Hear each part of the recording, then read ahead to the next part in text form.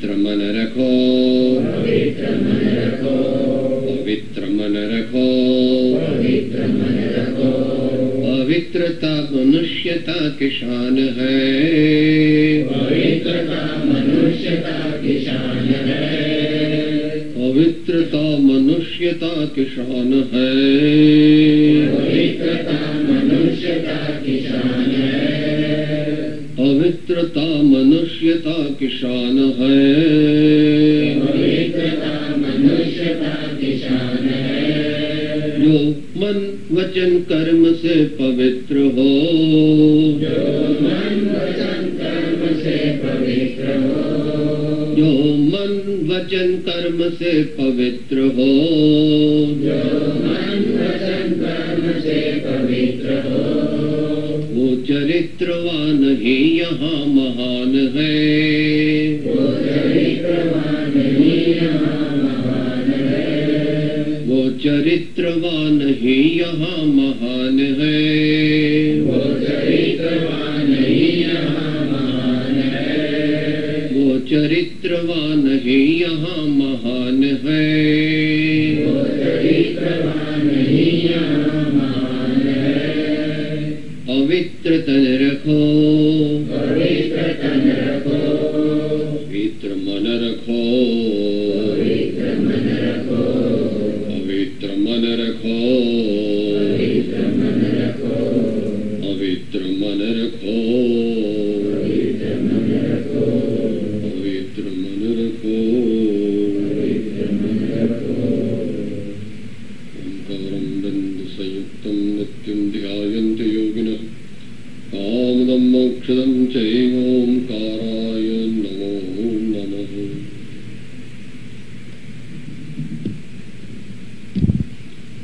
ध्यानमूलं गुरुमूर्ति पूजामूलं गुरुपदम् मन्त्रमूलं गुरोर्वाक्यं मोक्षमूलं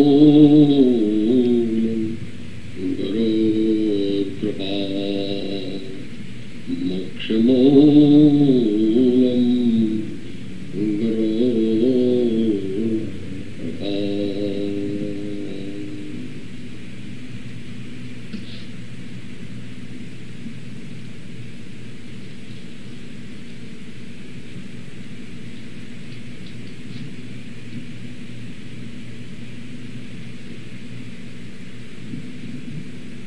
વર્તમાન યુગમાં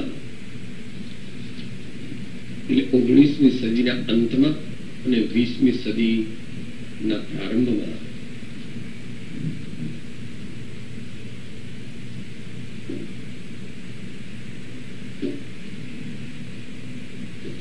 ભારતીય ઇતિહાસની દ્રષ્ટિએ જેને ગાંધીનો યુગ અથવા સ્વતંત્રતાનો યુગ કહેવામાં આવે છે એવા ગાંધીજીના આધ્યાત્મિક માર્ગદર્શક પરમ કૃપાળુ શ્રીમદ રાજચંદ્રજીએ એક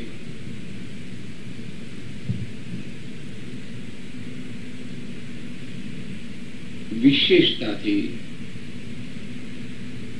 મોક્ષ માર્ગનું પ્રતિપાદન કર્યું. પોતાના આગલા ઘણા ભવોની સાધના વધતા પોતાનો સાતિશય ક્ષયોક્ષમ પ્રજ્ઞા જ્ઞાન વૈરાગ્ય અને સમાધિ એ બધાના સમેશન ઇફેક્ટથી એ બધાના સિનર્જિસ્ટિક કોમ્બિનેશનથી યોગ્ય સમન્વયથી તેમણે મુમુક્ષુ જિજ્ઞાસુ સત્સંગી ધર્મપ્રેમી મનુષ્યોને અર્થે ગુજરાતીમાં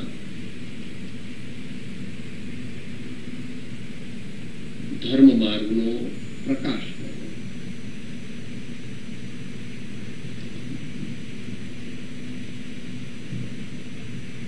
તેઓ શ્રીના સત્સાહિત્યમાં કોઈ પણ ધર્મપ્રેમી માટે પૂરતું પાથે જોવામાં આવે છે.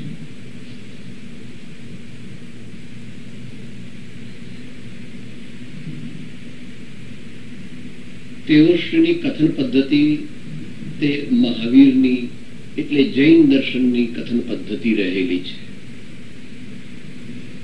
પરંતુ ઘણા સૈકાઓથી જૈન પરંપરામાં જે સત્પુરુષના ગુણો એટલે સત્પુરુષના સદગુણો, તેમની ઓળખાણ, તેમની વાણી, તેમનો પરિચય, તેમનું સાનિધ્ય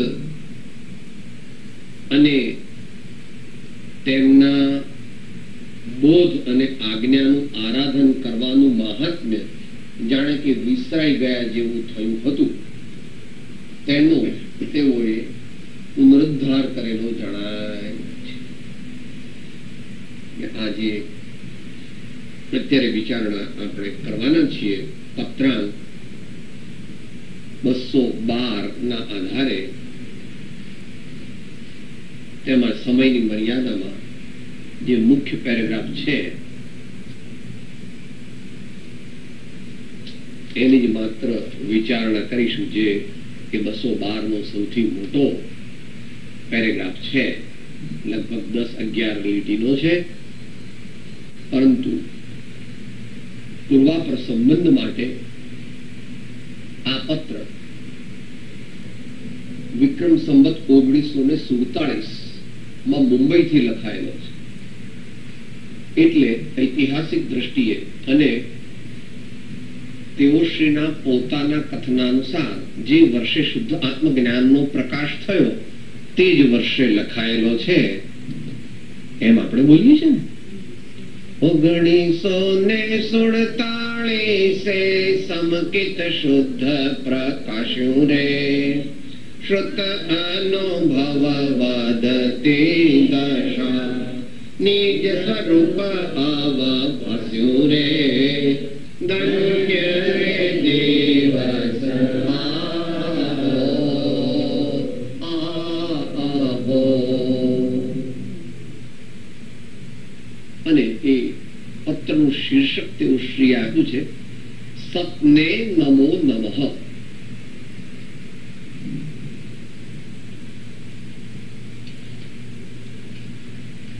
તમે કોઈ મોટો એસે લખો અથવા કાવ્ય લખો તો એને એક ટાઇટલ આપો છો, હેડિંગ આપો છો. આ પત્રનું હેડિંગ શું છે? સતને નમો નમઃ. આમ તો સતની દાર્શનિક વ્યાખ્યા બહુ મોટી છે, એમાં નથી જવું, પણ સતને નમો નમઃ એટલે જેનામાં સત પ્રગટ્યું છે તેવા પરમાત્મા, તેવા સદગુરુ અને તેવા સર્વ ધર્માત્માઓને હું પુનઃ નમસ્કાર કરું છું.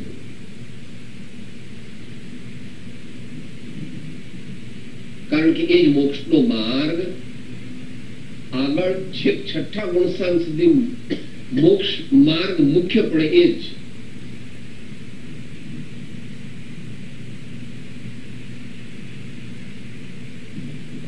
પરમાત્માને ઓળખવા અને પરમાત્માને ભજવા, પરમાત્માને ઓળખવા અને પરમાત્માને ભજવા, સદગુરુને ઓળખવા, સદગુરુને ભજવા, સત્પુરુષને ઓળખવા, સત્પુરુષને ભજવા, સતશાસ્ત્રને ઓળખવા, સતશાસ્ત્રને ભજવા.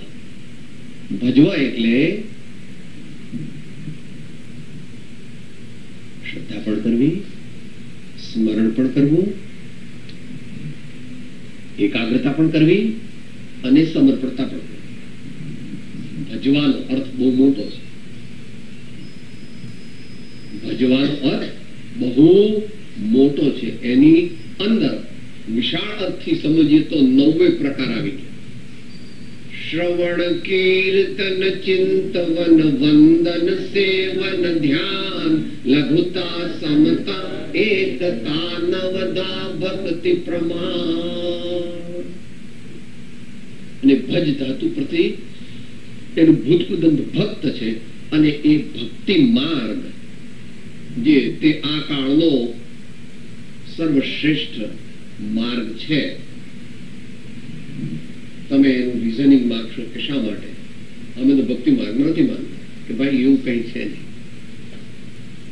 જો તું સાચો છો તો ભક્તિ માર્ગને માને છે.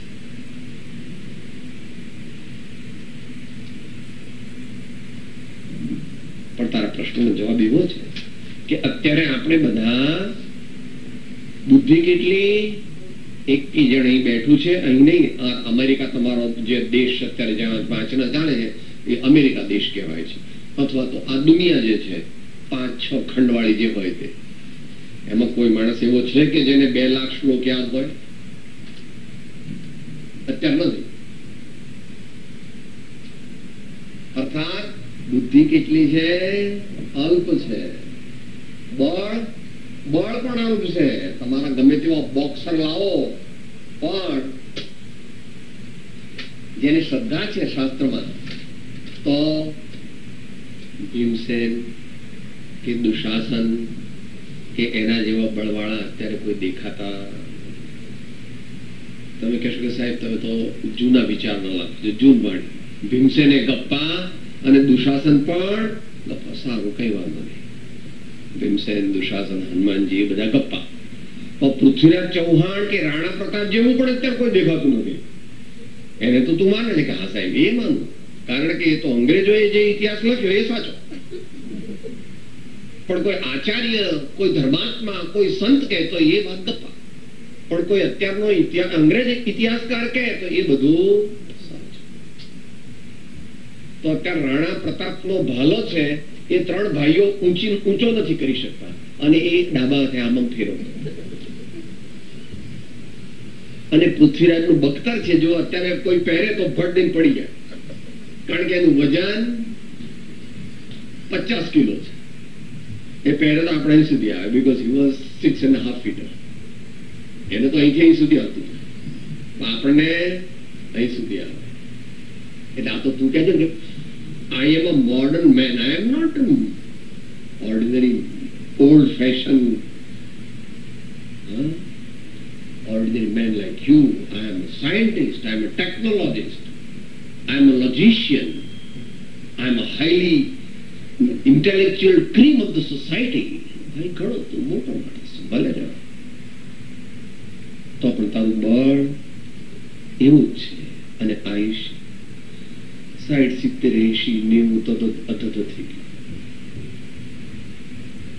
પછી તમે પેલા બાટલા ચડાવીને જીવતા રાખો, એને અમે આયુષ્ય કહેતા નથી, કારણ કે એમાં કઈ ઇટ્સ અ વેજીટેટિવ એક્ઝિસ્ટન્સ. એમાં કઈ આત્મકલ્યાણ કરવાની કે સમાજને ઉપયોગી થવાની પણ શક્તિ નથી. ઠીક છે, નામ માત્ર એમ કહેવાય કે જીવે છે.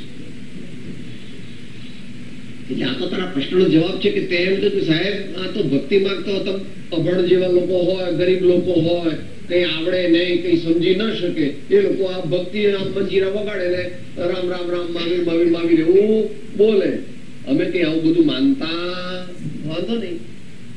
પણ કુમકુમ સ્વામીએ 10 ભક્તિ લખી છે, પૂજ્યપાદ સ્વામીએ 10 ભક્તિ લખી છે, સમંત ભદ્રાચાર્ય 24 ભગવાનની સ્તુતિ લખી છે,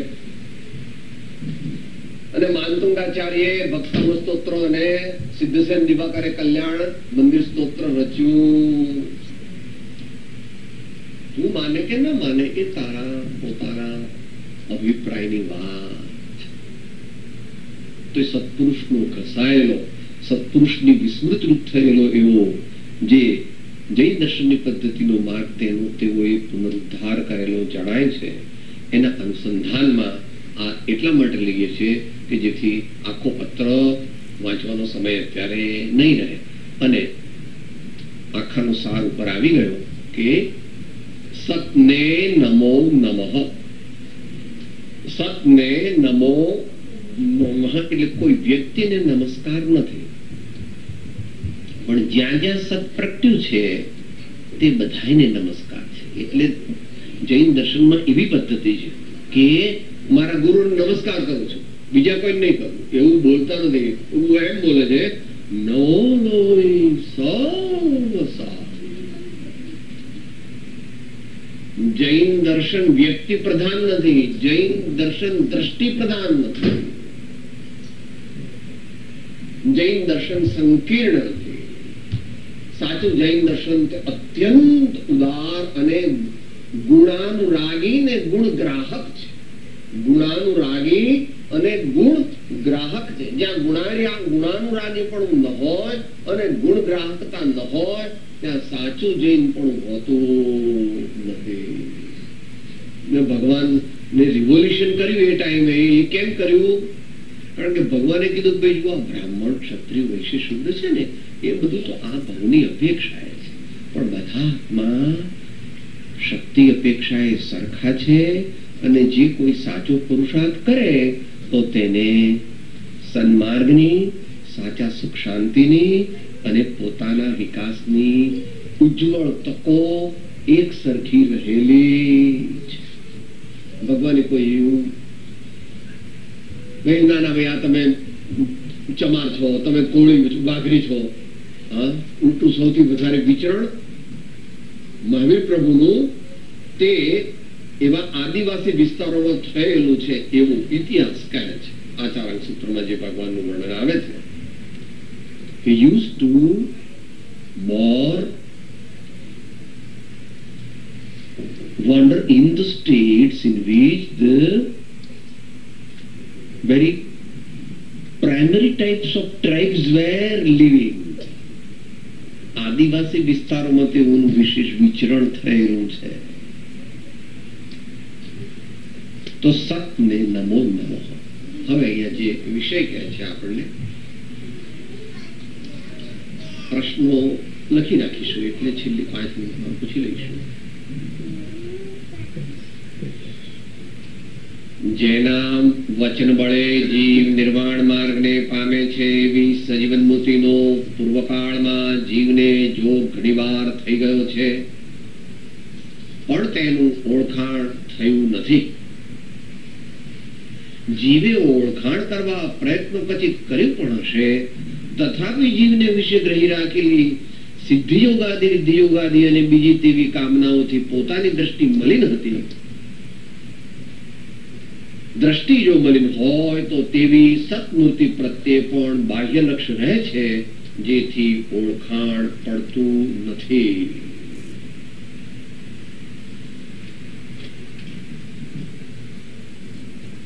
પરમ કૃપાળુ શ્રીમદ રાજચંદ્રજીની વિચારધારાનો એક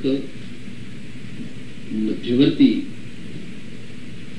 સાર એવો છે કે સત જેમનામાં પ્રગટ થયું છે તેવા સત્પુરુષને શોધ કરો, પછી તેમની ઓળખાણ કરો અને પછી તેમની આજ્ઞાનું આરાધન કરો અને સર્વાર્પણ ભાવથી તેમને શરણે જાઓ. આવો એમનો એક મધ્યવર્તી વિચાર છે. સત્પુરુષનું વર્ણન કરે, જેના વચન બળે જીવ નિર્વાણ માર્ગને પામે છે. નિર્વાણ માર્ગને પામેલા કોઈ ધર્માત્મા હોય તેમને જો પુણ્યનો યોગ હોય તો એમને એવું વચન બળ હોય છે કે જેના વડે કરીને કોઈ જીવો નિર્વાણ માર્ગને પામે છે. મનુષ્ય ભાવમાં નિર્વાણ માર્ગ પામવાના અનેક નિમિત્ત છે. ભગવાનના દર્શન, સત્પુરુષના દર્શન, ભગવાનની વાણીરૂપ શાસ્ત્રોનું વાંચન, અથવા અહીં કહ્યું તે સત્પુરુષનો પ્રત્યક્ષ સત્પુરુષનો બોધ, પ્રત્યક્ષ સત્પુરુષનો બોધ, પછી વેદના આદિ અને જાતિ સ્મરણ આદિ વગેરે અનેક કારણોથી વર્તમાનમાં મનુષ્યને મોક્ષ માર્ગની પ્રાપ્તિ થાય છે. પરંતુ અહીંયા મુખ્યપણે કહ્યું કે જેના વચન બળે જીવ નિર્વાણ માર્ગને પામે છે એવી સજીવન મૂર્તિનો, એટલે આ શાસ્ત્રની વાત અહીંયા લીધી નથી, પણ સજીવન મૂર્તિ એટલે જે અત્યારે જીવંત છે. અત્યારે જીવન છે એટલે કે એમનું શરીર આપણે જોઈ શકીએ છીએ અને એમની વાણી આપણે સાંભળી શકીએ છીએ. આપણે એમનો પરિચય કરીને પ્રશ્ન પણ પૂછી શકીએ છીએ અને એમને બીજી રીતે કંઈ આપણે માર્ગદર્શન જોઈતું હોય તો આપણે એમને એ બાબત સમાધાન માટે એમનો પરિચય કરી શકીએ છીએ.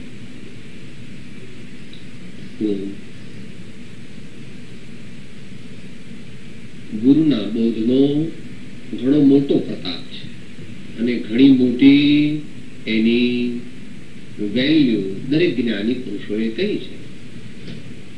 કૃપાળુદેવે સ્વયં મૂળ માર્ગમાં જ્ઞાનની વ્યાખ્યા એ પ્રમાણે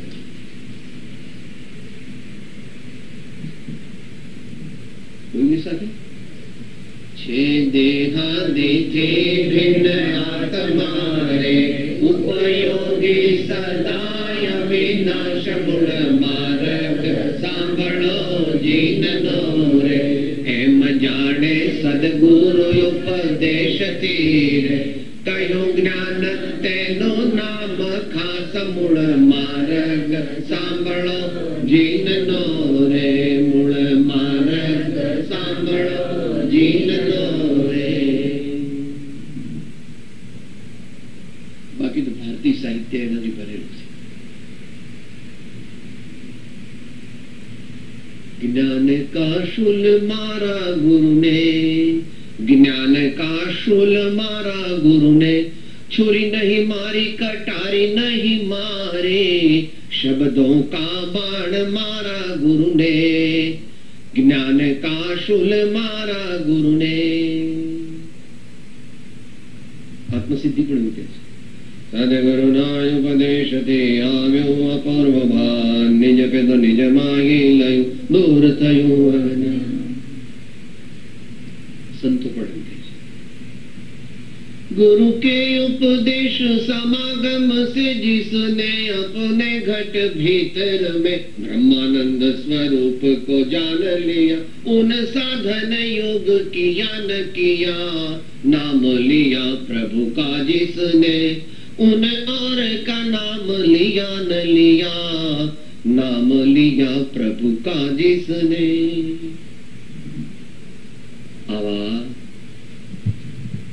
જેમના વચનથી નિર્વાણ માર્ગ પમાય એવી સજીવન મૂર્તિનો પૂર્વકાળમાં જીવને જો ઘણીવાર થઈ ગયો છે. અહીંયા એમ કહ્યું કે ઘણીવાર થયો છે એનો અર્થ કર્ણાનુયોગની અપેક્ષાએ સમજ અર્થાત કેવળ જ્ઞાનનું દેખાણું એ અપેક્ષાએ સમજ એનું લોજિક.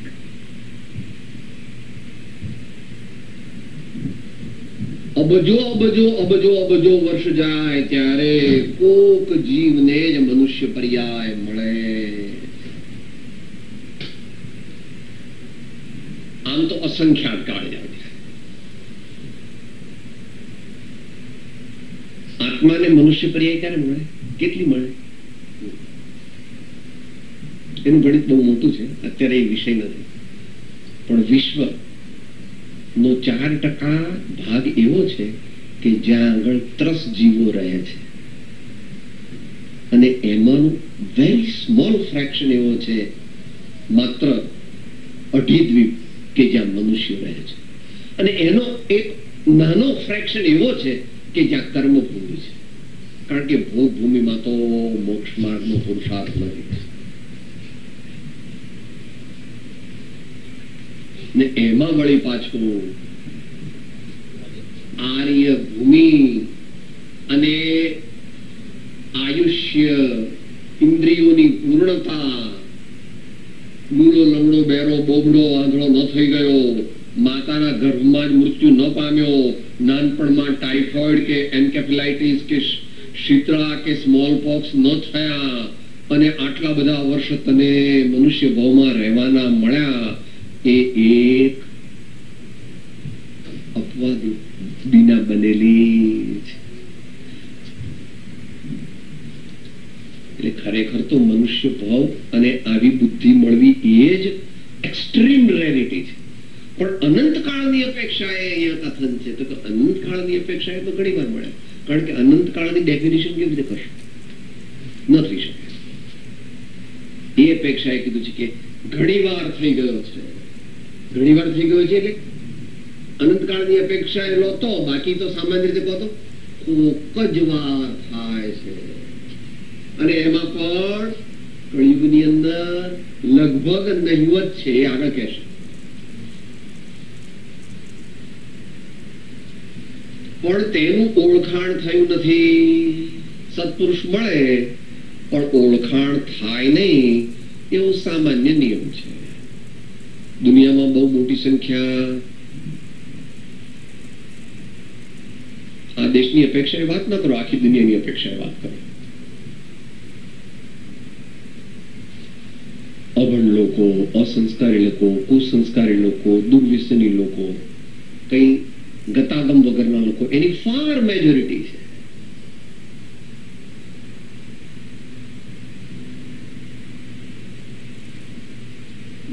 એવી રીતે દુનિયામાં પણ જે મનુષ્યો છે એ મનુષ્યોમાંથી સત્પુરુષ કે જ્ઞાનીને ઓળખવાની શક્તિ જેમનામાં છે એવા મનુષ્યોની સંખ્યા કેટલી છે? Very very small fraction.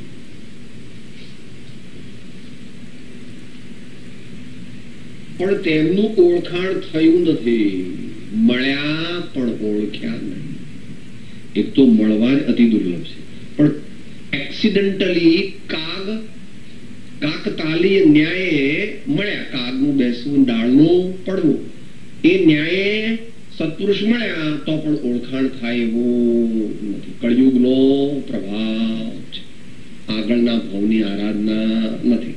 અને અત્યારે પણ નિષ્પક્ષ ખોજ અને અંતરની તીવ્ર જિજ્ઞાસા નથી. એના માટે પાછું 254 વાંચી લેવો.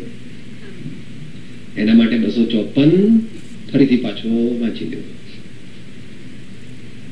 જીવે ઓળખાણ કરવા પ્રયત્ન ક્વચિત કર્યું પણ હશે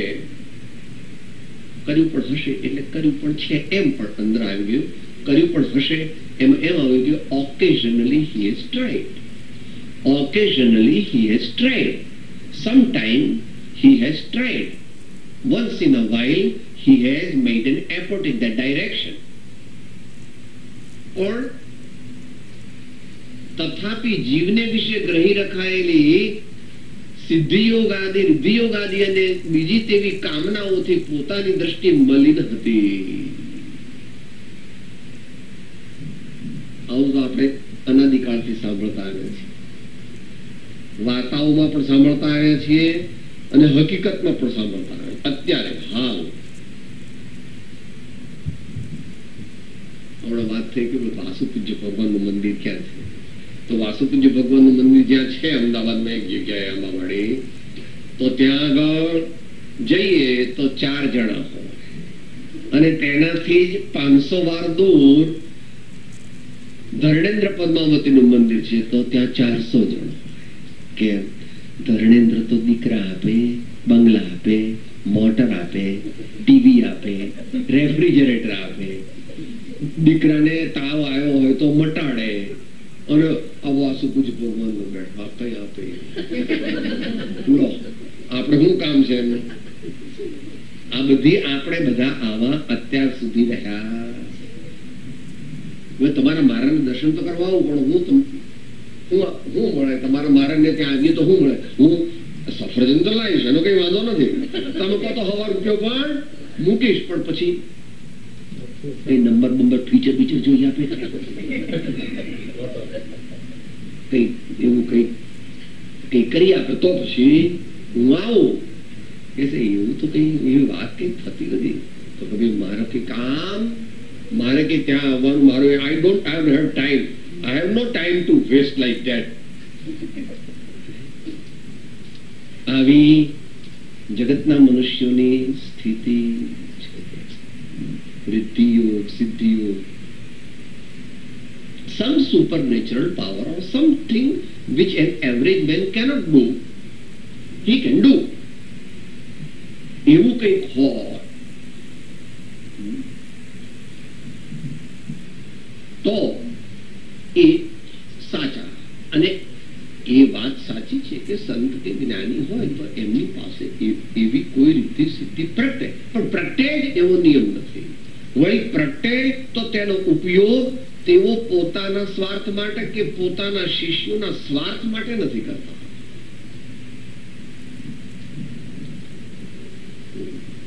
થોડું ગંભીર છે.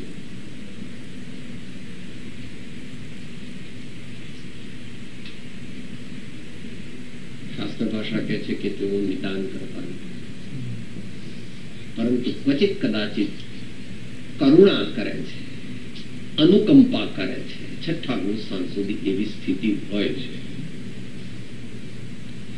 ધરતીકંપ થવાનો હોય, મોટું પૂર આવવાનું હોય, વાવાઝોડું થવાનું હોય અને સંતને એવો ખ્યાલ આવી જાય તો તેઓ કહે કે ભાઈ અહીંયા રહેતા. એવો ખ્યાલ આજથી ઈસવીસન પૂર્વે 315 ની આજુબાજુ, એટલે કેટલા થયા?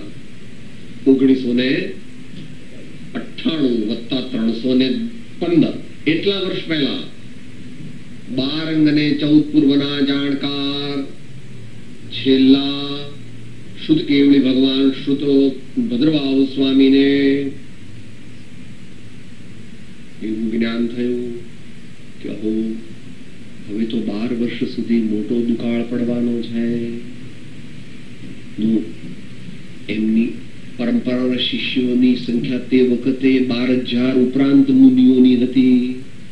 એટલે તેમણે ઓર્ડર્સ બધે અપાવી દીધા કે ભાઈ નોર્થ ઇન્ડિયામાં બહુ મોટો દુકાળ પડશે, માટે સાઉથ ઇન્ડિયા તરફ જાઓ, કારણ કે શાવકને ખાવા ન હોય તો તમને કેવી રીતે આહાર આપશે? તો એ નિયાણું નથી. એવું એમણે કેમ કર્યું?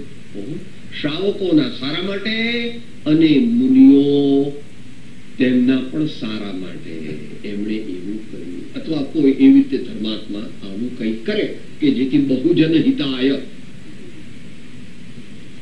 અને પછી કોઈ વાર અપવાદ રૂપે સ્થિતિકરણ અંગમાં પણ કોઈ વિશેષ સંજોગમાં જ્ઞાની પુરુષ પોતાની રીતિ સિદ્ધિનો ઉપયોગ કરે અથવા કરી શકે, with the reservations of not having any selfish motive. That's a constant factor and a constant requirement. જ્યાં સ્વાર્થ વધ્યો ત્યાં સંતપણું નષ્ટ થાય છે. જ્યાં અંગત સ્વાર્થ વધે ત્યાં સંતપણું વિનાશ પામી જાય છે અથવા એકદમ ઘટી જાય છે અને નાશ પામે છે. માટે શું વ્યાખ્યા કરી? ચાહ ગઈ ચિંતા ગઈ મનમાં બેપરવાહ, जिनको कछु न चाहिए वो साहन का सा.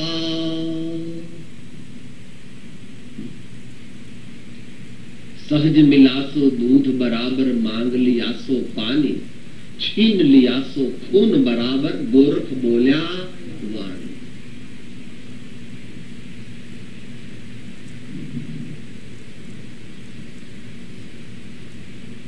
એટલે કૃપાળુદેવે પેલો ડોક્યુમેન્ટ ફાડી નાખ્યો કે રાયચંદ દૂધ પીએ, શરબત પીએ ને પાણી પીએ, પણ લોહી પીએ નહીં. To squeeze somebody in any way, physically, mentally, morally, financially, any way, वो मेरे स्वभाव में नहीं है. मैं ऐसा नहीं कर सकता. मेरा आत्मा इससे सहमत नहीं है. यह पवित्र जीवन, पवित्र जिंदगी जीने का यह तरीका नहीं है. मैं ऐसा नहीं करूंगा. तो रिद्धियोग सिद्धियोग आदि કે સાહેબ કોઈ આવું ખરો પણ બંગલા એટલે નક્કી મળવું જોઈએ, આટલો ફાયદો થવો જોઈએ. હે ભગવાન 5 લાખ રૂપિયા મળશે તો હું 5,000 તમને આપીશ.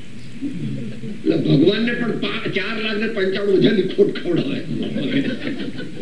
હે ભગવાન મને 5 લાખ મળશે તો હું 5,000 તમને ચડાવીશ. એટલે ભગવાનને કહે છે કે તમે ભગવાન બધાને હું છેતરું છું, 18 વરણ ને હું આ કાકો વાણ્યો છું, એટલે બધાને છેતરું, તમને પણ છેતરી નાખું.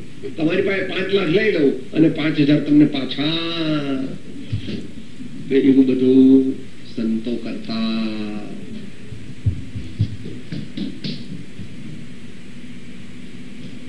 જ્યાં સુધી આપણી દ્રષ્ટિ આવી મલિન છે અને માત્ર સાંસારિક પદાર્થોની અને વિષયોની પ્રાપ્તિને અર્થે જ્યાં સુધી આપણે સંત પુરુષ પાસે જવાનું રાખીએ અથવા એવું કંઈ કરીએ તો આપણને તત્વની, પરમાર્થની, અહીંયા નિર્વાણ માર્ગ જે કીધો એની પ્રાપ્તિ થઈ શકે. કારણ કે એમાં તીવ્ર આસક્તિ છે, સ્વાર્થ છે, મુમુક્ષુપણું નથી, મોહાસક્તિથી મૂંઝાયો નથી. તો મોક્ષને વિશે યત્ન ક્યાંથી કરે? તો સંસારને વિશે યત્ન કરે છે. તો કે સંસારને વિશે યત્ન હોય પણ એને એપ્રોપ્રિએટ મીન્સ થી હોય. આજે આવી ગયું સવારે ફેર ડીલિંગ, ફેર ડીલિંગ્સ.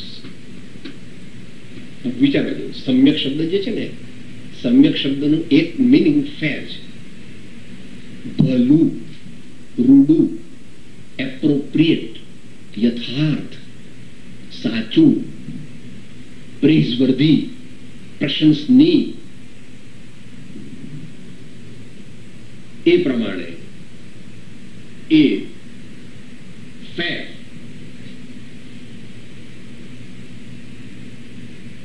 તોલે તો સાહેબ અમારે દુકાનમાં જરા પણ ઓછું આપવાનો રિવાજ. અહીં તો તમારે એવું બધું ન હોય. એ બધું પેલું કોમ્પ્યુટર થી હોય ને એટલે. પણ ત્યાં આગળ તો પોતાની સમુચ્ચયચર્યામાં લખ્યું છે. દુકાન પર બેસતો હતો ત્યાં કોઈને પણ હજુ સુધીને ઓછું તોલ માપમાં આપ્યું હોય એવું સ્મૃતિમાં. બરાબર ને? વાંચી જાય સમુચ્ચયચર્યા. તો એવી બુદ્ધિ લીધે સંત પાસે જવું, સંત પાસે જવું, આપના દર્શન, મને પવિત્રતા મળે, મને કઈ સાચો માર્ગ મળે, મને કઈ શાંતિ મળે, મારી કઈ સદબુદ્ધિ વધે, એટલા માટે હું આપની પાસે આવ્યો. ને એ જ રીતે ઉપનિષદ ચાલુ થાય છે અને એ જ રીતે તત્વસૂત્રની ટીકા જે સરવાર સિદ્ધિ એનો પણ એ રીતે જ પ્રારંભ થાય છે. કોઈ એક સાચા સુખની જિજ્ઞાસા વાળો મનુષ્ય જ્યાં ધર્માત્મા મુનિ ધ્યાનમાં સમાધિમાં બેઠા છે ત્યાં જઈને સાષ્ટાંગ દંડવત પ્રણામ કરીને તેઓની આંખ સહેજ ઉઘડતા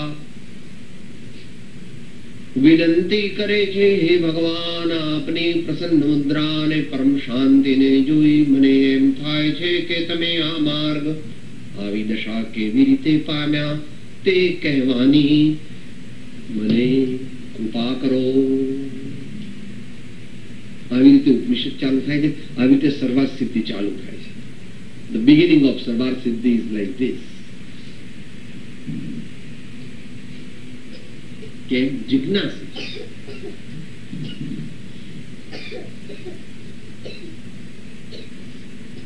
અને બીજી તેવી કામનાઓથી રિદ્ધિ સિદ્ધિ અને બીજી તેવી કામનાઓ એટલે દુનિયાની કામનાઓ. અને દુનિયાની ન હોય તો દુનિયા જેવી.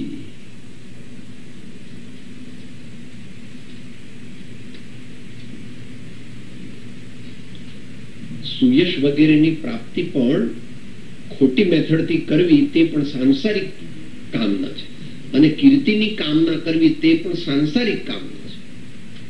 એ કઈ પરમાર્થનું સાધન નથી. સારું કાર્ય કરવું પછી સુયશ પણ મળે ને અપયશ પણ મળે, એમાં આપણે મધ્યસ્થ રહેવું. આપણે એવું કાર્ય કરવું કે જેથી સુયશની પ્રાપ્તિ થવાની ચાન્સ છે, પરંતુ તેથી સુયશ થાય જ એવો નિયમ નથી. કોઈ પણ પ્રકારની એવી ઈચ્છાથી સત્પુરુષ પાસે જવું નહીં.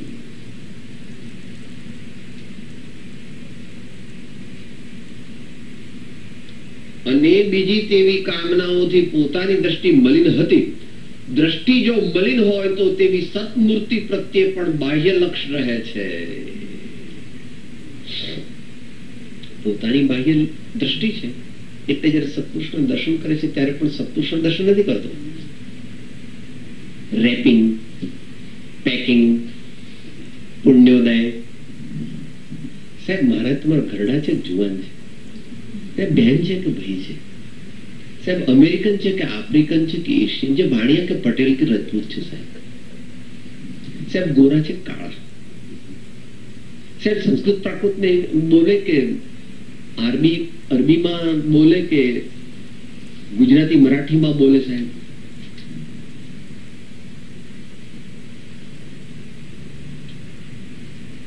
સત્પુરુષની પાસે આવ્યો, બાહ્ય એમની ઓળખાણ એ હોય ખરું, પણ એ ગૌણ હોવું જોઈએ. પેકિંગની વેલ્યુ છે ખરી, પણ પેકિંગની વેલ્યુ પેકિંગ જેટલી છે. આપણે તો પેકિંગ ને હીરો માનીએ છીએ, પણ હીરો તમે લેવા જાઓ તો પેલો ઝવેરી એટલો બધો હોશિયાર ને, બહેનો તો આમ ફટાવી દે. ભાઈઓ એટલા હોશિયાર હોય વેપારી, આમ દુકાન પર ચડે એમાં પણ તમારા અમદાવાદ મુંબઈ ની વાત કરું છું, બહેનો ચડી મરી જ ગઈ સમજો 10-20 હજાર તો લઈને જ નીકળે. આમ એવી સાડીઓ આમ ફેંકે ને, આમ એટલી ફેંકે ને, પેલી કે બસ મારે નથી જોતી. અરે બા હું તમને ક્યાં લેવાનું કહું છું, હું તો બતાવું છું તમને, આમ જુઓ તો ખરા. પણ એની આમ પાછી દ્રષ્ટિ આમ હોય પાછો કે જે સાડી તમને ગમી ગઈ એ તરત જાણી જાય કે આ ગમી છે, એટલે એની કિંમત 200 રૂપિયા વધારે ગઈ. એટલો બધો હોશિયાર છે. અને પછી ના ના મારે તો આટલી બધી મોંઘી. અરે બા તમારી પાસે પૈસા મંગાય, અત્યારે તમારી પાસે પૈસા મંગાય, તમ તારે ગમે ત્યારે પૈસા મોકલાવજો ને. આપણે તો કઈ અત્યારની ઓળખાણ છે, પૈસા કઈ જોઈતા નથી, આવતા વર્ષે મોકલી આપજો. તમ તારે લઈ જાઓ.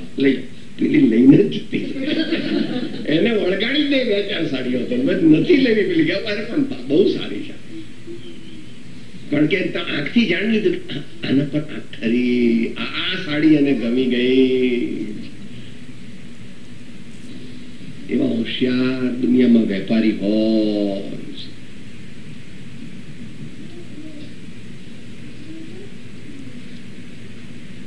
તો કોઈ એવી પ્રકારની કામના લઈને સંત પુરુષ પાસે, જ્યાં સુધી આપણી દ્રષ્ટિ મલિન છે, તો એ મલિન દ્રષ્ટિ વાળાને પેકિંગ દેખાય છે પણ વસ્તુ દેખાતી, તો એના માટે અઘરું પણ છે. એકદમ સત્પુરુષની ઓળખાણ થઈ શકે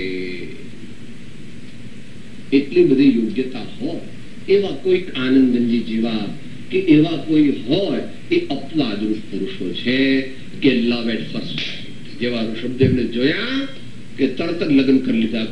ઋષભદેવ ભગવાન કે તાર બાને બાપુજી પૂછ્યા તો ખરો મારી સાથે લગ્ન કરતો? પૂછવાની જરૂર જ નથી. મારા બાપુજી બાપ હું કહું હા કે એ તો મોડર્ન છે. અમારે choice by self, not arrange marriages. તમે મને ગમી ગયા તો હવે રીજો સાહિબ સંગન પરિહરે ભાંગે સાદે. ઉખડું મેં જોયું તારું સર્વ જગત થયું ખારું મન મારું રહ્યું ન્યારું રે મોહ ન પ્યારા મુખડાની માયા લાગી. પણ એવા કેટલા અપવાદરૂપ. બાકી તો આપણા જેવા તો ઘણી મહેનત કરે ત્યારે અરે ઘણી અમારા તો ત્યાં બહુ ભગવાનની આપણે ભક્તિનું ભગવાનના ગુણો મૂકીએ ને સાહેબ તમે આટલું બધું બોલો છો ને તમારા પેટનું પાણી નથી સાહેબ એમ કહે આટલા આચાર્ય હવા આટલો જ્ઞાની હવા હોય ભગવાન હવા કે મારા પેટનું પાણી નથી ક્યાંથી હાલે બાપા. તારી એવી જ યોગ્યતા છે. હમણાં જો એમ કે કોઈ હીરાની વાત કરું કે શેરના પ્રાઇસ ની વાત એ વાત બરાબર.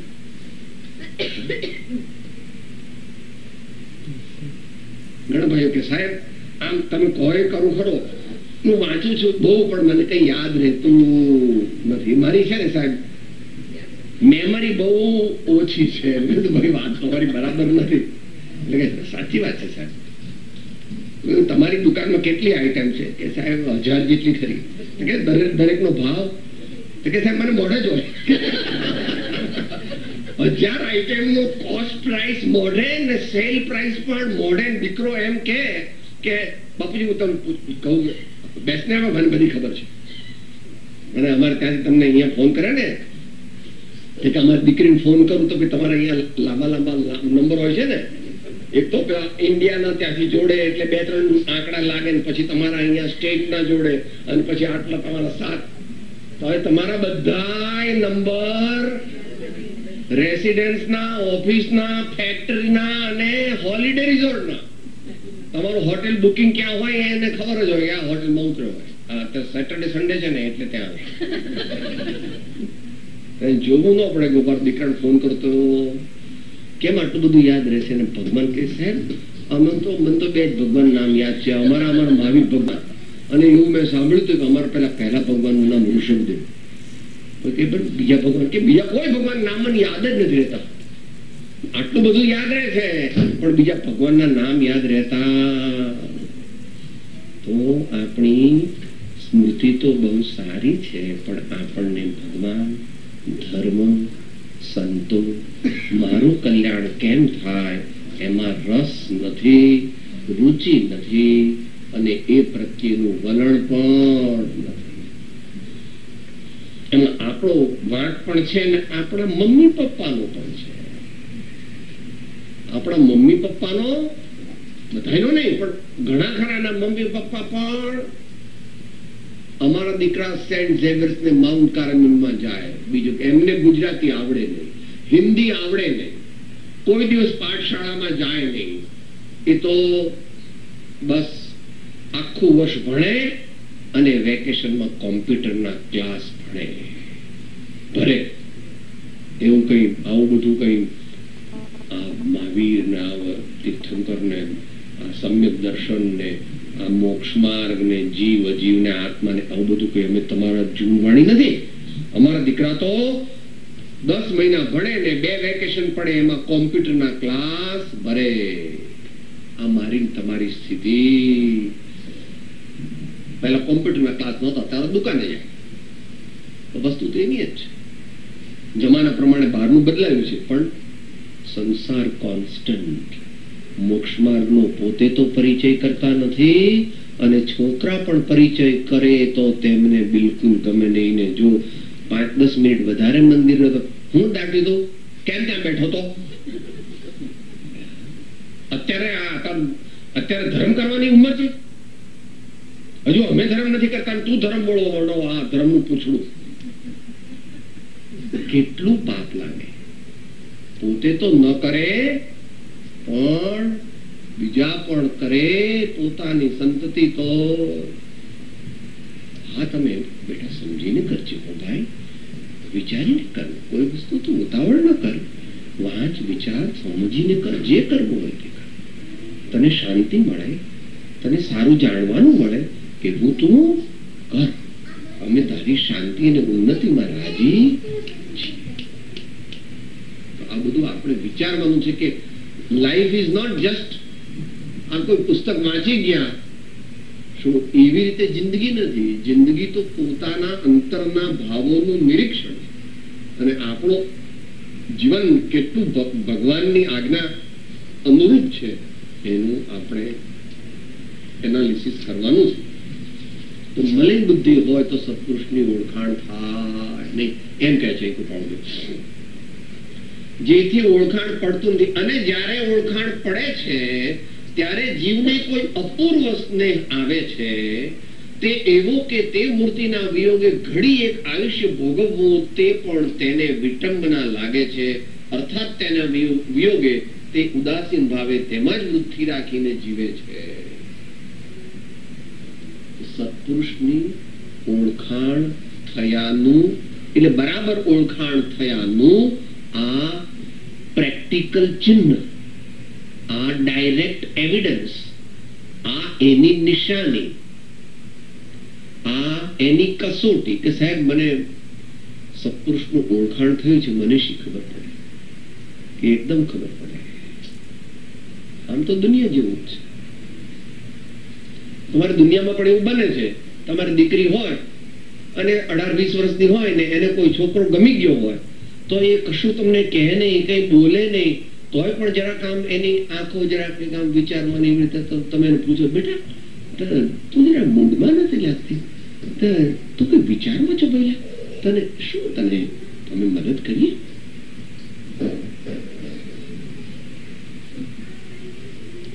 આવું દુનિયામાં બને.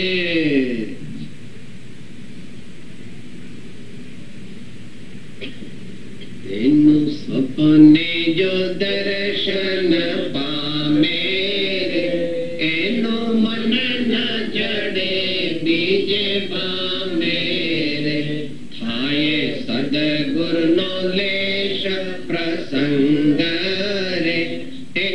ન ગમે સંસારી નો સંગ રે હસતા રમતા પ્રગટ હરી દેખો રે મારું જીવ્યું સફળ તવ લેખો રે મુક્તાનંદ નો નાથ વિહારી રે સંતો જીવન દોરિયા મારી રે સંતો જીવન દોરિયા મારી રે.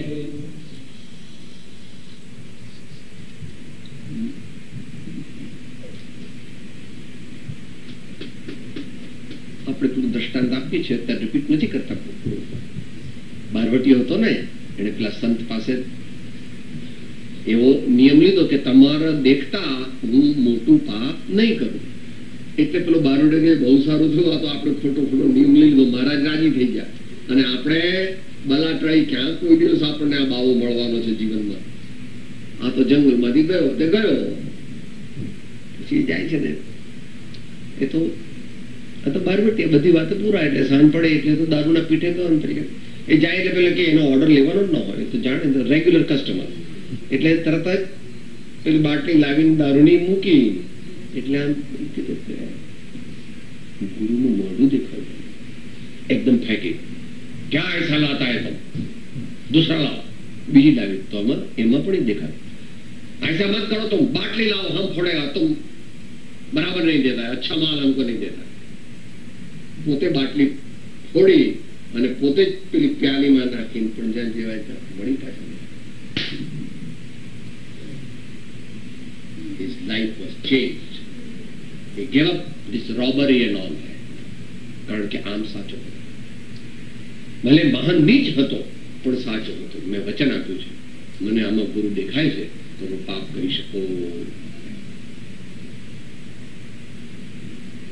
આ પ્રમાણે સત્પુરુષનું ઓળખાણ થાય ત્યારે સાહેબ ભણકારા વાગે. તમને વાગે છે ને બાબલાના ભણકારા રસોડામાં?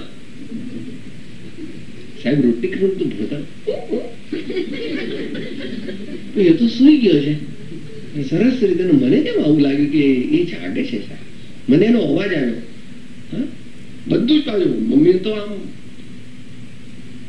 રમેશ આવ્યો કે તમને કેમ ખબર પડે? એનું સ્કૂટર આવ્યું. અરે સ્કૂટર તો કેટલાય આવે. અરે પણ એનું સ્કૂટર મને ખબર પડે.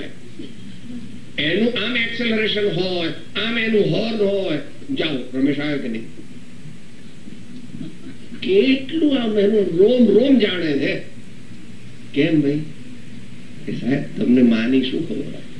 તમારે અહીંયા કઈ હોય તો માને હોય તો માને બધી ખબર. સંત એટલે માં, પણ માં નહીં, દુનિયાની માં. તમારે તો 2, 5, 10 દીકરા હોય કે દીકરીઓ હોય.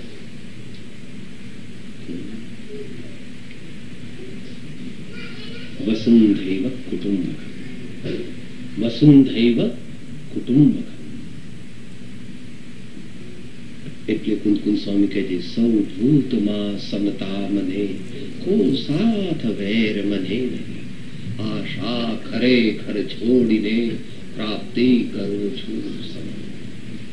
બધા સંતો કહે છે, સકળ લોકમાં સૌને વંદે, નિંદાન કરે કે રે, વાચ કાચ મને જન રાખે, ધન્ય ધન્ય જનની તેની રે, વૈષ્ણવ જન તો તેને કહીએ જ પીડ પરાઈ જાણી રે.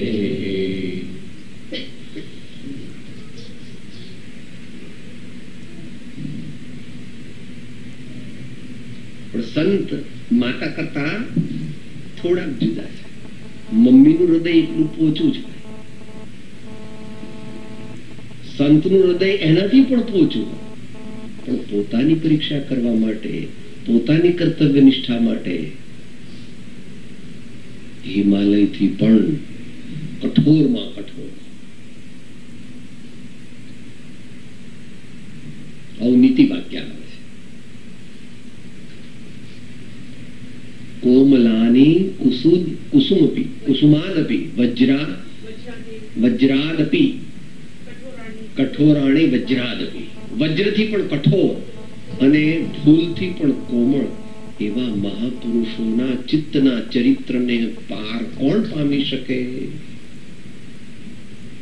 મહાવીર ભગવાનને જયારે પેલા આંસુ આવ્યા ને એ પ્રમાણે કથા, એટલે પેલાને એમ લાગ્યું કે ભગવાન ને બહુ દુઃખ થયું એટલે રડે છે. ભગવાન એટલે રડતા હતા? ભગવાન એટલે નહોતા રડતા કે ભાઈ તું વિના કારણ સંતને આવું દુઃખ દે છે તો તને કેટલું બધું દુઃખ પડશે, અને એટલું બધું દુઃખ તને પડશે, તું આવું ન કર પ્રભુ, આવું તો ન કર, તને બહુ દુઃખ પડશે. તો આવું સંતો કેવા હોય છે એ આપણે જાણી શકતા નથી. એને માટે ઘણી પ્રયત્ન કર્યા કરવાનો, સુધરીએ સત્પાત્રતા પ્રાપ્ત કર્યા જ જઈએ ત્યારે એક સ્ટેજ એવી આવે છે કે આપણી અંતરની આંખો ખુલે છે ને એ અંતરની આંખોથી પેલી સંતનો આત્મા દેખાય છે. ત્યાં સુધી એમનું શરીર, એમની વાણી, એમના કપડા, એમના બીજી બધી બહારની વસ્તુઓ દેખાતી હતી.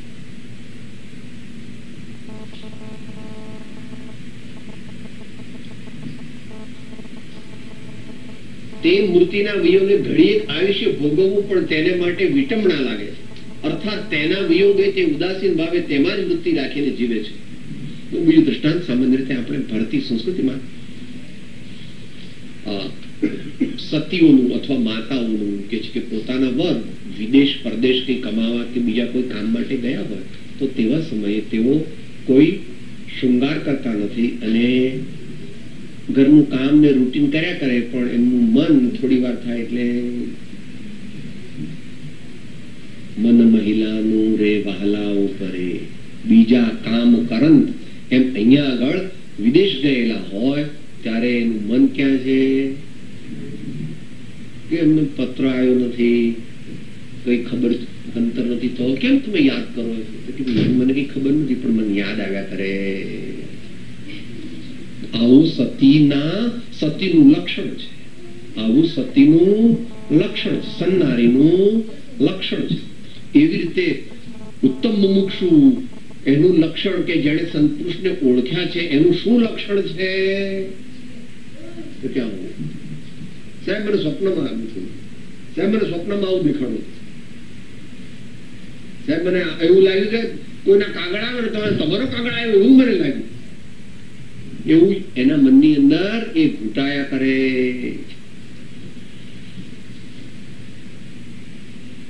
અર્થાત તેના વિયોગે તે ઉદાસીન ભાવે તેમાં જ વૃત્તિ રાખીને જીવે છે. બીજા પદાર્થોના સંયોગ અને મૃત્યુ એ બંને એને સમાન થઈ ગયા હોય છે. એ થોડું સાહિત્યિક ભાષામાં લખ્યું છે, ઊંચી કક્ષામાં. એટલે શું?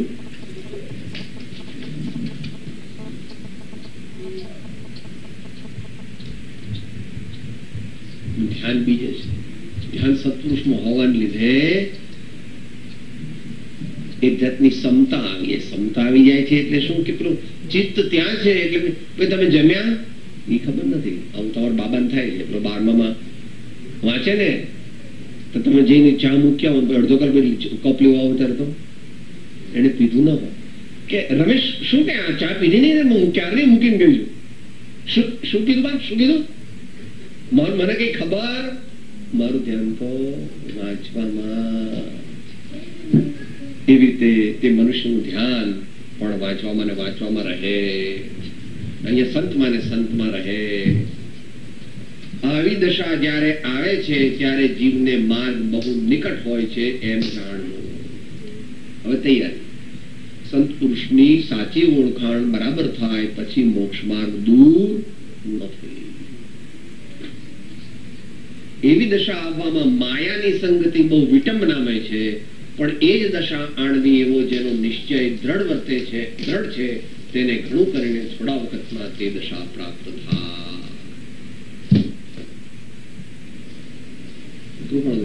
ઘણી જગ્યાએ પંચ વિષયાદિ દોષો તે સત્પુરુષની ઓળખાણ દેહાદિ પ્રતિબંધ અને સંકલ્પ વિકલ્પ પ્રતિબંધ.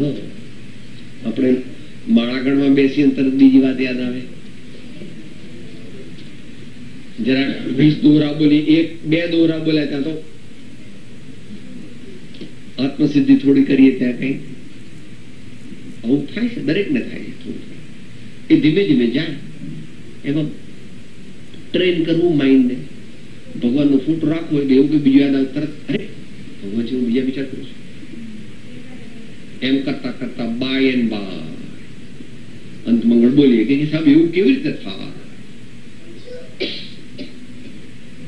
મન વાળું વળે સદગુરુવરથી, મન વાળું વળે સદગુરુવરથી, સદગુરુવરથી નિજ અનુભવથી, સદગુરુવરથી નિજ અનુભવથી, વૈરાગ્ય અને અભ્યાસ થકી, વૈરાગ્ય અને અભ્યાસ થકી, અભ્યાસ અને વૈરાગ્ય થકી, અભ્યાસ અને વૈરાગ્ય થકી, અભ્યાસ અને વૈરાગ્ય.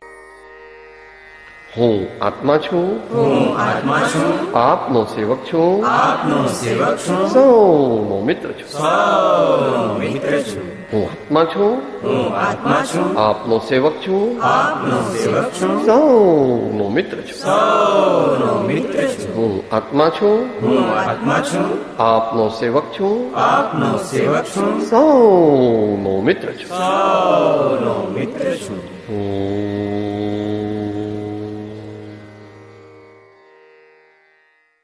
જય સદગુરુ વંદન, જય